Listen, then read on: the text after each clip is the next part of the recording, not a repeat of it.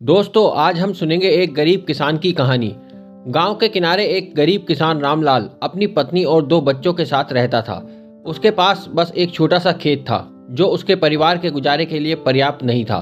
फिर भी वह हर दिन सूरज निकलने से पहले खेत पर जाता और देर शाम तक मेहनत करता। रामलाल के खेत में अक्सर सूखा पड़ जाता था। ज्यादा बारिश फसल खराब कर देती। इस साल भी ऐसा ही हुआ। सारी मेहनत बेकार चली गई और खाने के लाले पड़ गए। गांव के जमींदार से उसने कुछ कर्ज लिया था जिसे चुकाना अब असंभव लग रहा था। रामलाल की पत्नी सुमित्रा बहुत समझदार थी। उसने सुझाव दिया कि वह खेत में पारंपरिक फसल के बजाय कुछ नया आजमाए। गांव के एक बुजुर्ग ने उन्हें बताया कि सब्जियां उगाने से ज्यादा मुनाफा हो सकता है। रामलाल को यह विचार अच्छा लगा, लेकिन बीज और खाद के पैसे नहीं थे। फिर भी उसने हार नहीं मानी।